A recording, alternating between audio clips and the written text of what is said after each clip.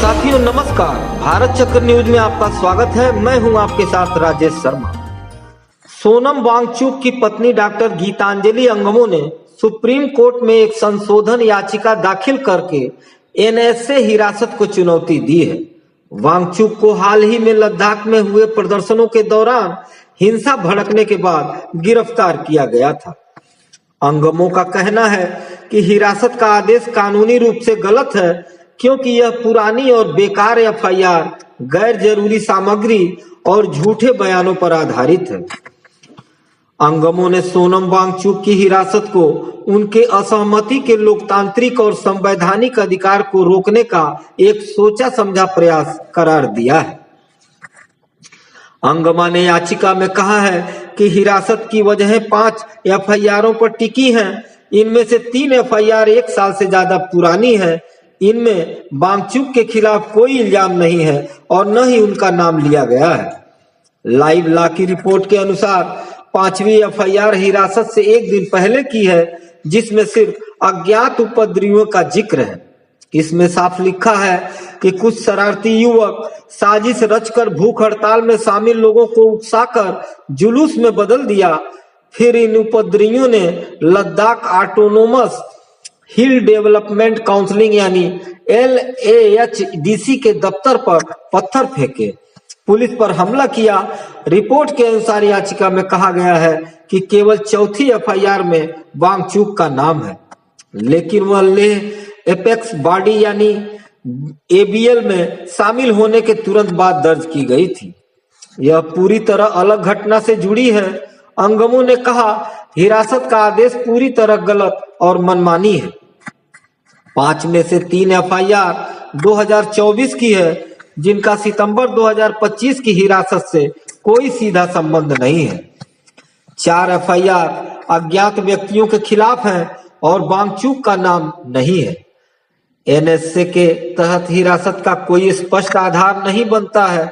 याचिका में कहा गया है कि वांगचुक लद्दाख को राज्य का दर्जा और संरक्षण की मांग करने वाली ABL और कारगिल डेमोक्रेटिक अलायंस यानी KDA का आम समर्थक थे। 2025 में वे ABL के सदस्य बने। विवाद हुआ तो ABL नेतृत्व ने उन्हें हाई पावर्ड कमेटी यानी HPC और गृह मंत्रालय से बातचीत की सब कमेटी में शामिल करने का प्रस्ताव पारित किया, लेकिन गृह मंत्रालय को वांगचुक के शामिल होने पर आपत्ति थी। ABL और KDA ने कहा कि उनकी टीम का फैसला उनका अपना है, दिल्ली से दखल नहीं चलेगा। याचिका में इन आरोप का खंडन किया गया है। वांगचुक ने सरकार को निशाना बनाने के लिए विरोध प्रदर्शन का इस्तेमाल किया, क्योंकि उन्होंने राष्ट्र निर्माण के क्षेत्र में सरकारों के साथ अथक प्रयास किया है।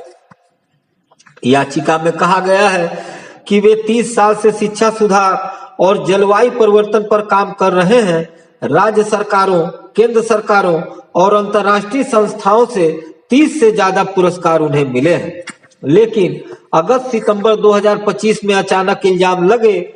उनकी संस्थाओं पर नोटिस, जमीन लीज रद्द, CBI जांच, FCRA रद्द और इनकम टैक्स सामने आए। अंगमो ने कहा, अक्टूबर 2025 में LAHDC लेह चुनाव से 2 महीने पहले ये सब हुआ, जब वांगचुक ने 2020 चुनाव के वादों जैसी 6ठी अनुसूची की मांग उठाई। हिरासत में लेने वाले अधिकारी का इरादा बदनीयती भरा लगता है।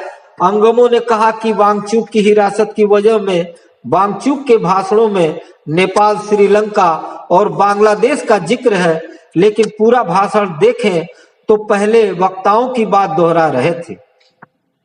उन्होंने अपने बयान पर सफाई भी दी है। इन देशों की तरह हिंसा पत्थर या तीर से नहीं, लद्दाख में शांतिपूर्ण क्रांति होगी, जहां हम भूख हड़ताल करेंगे, किसी को परेशान नहीं करेंगे और लद्दाख को उदाहरण बनाएंगे। अंगमो ने कहा, पहली पंक्ति छिपाकर भाषण को तोड़ मड़ोड़ कर पेश किया गया। वांगचुक ने 24 सितंबर की हिंसा से पहले कोई उकसावे वाली बात नहीं की। वे सिर्फ राज्य की मांग पर शांतिपूर्ण भूख हड़ताल कर रहे थे, हिंसा की निंदा की और शांति की अपील की।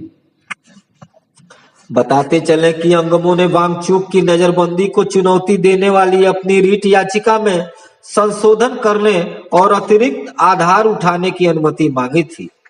जस्टिस अरविंद कुमार और जस्टिस एन.वी. अंजारिया की पीठ ने बुधवार को अंगमो को ये बदलाव करने की अनुमति दे दी।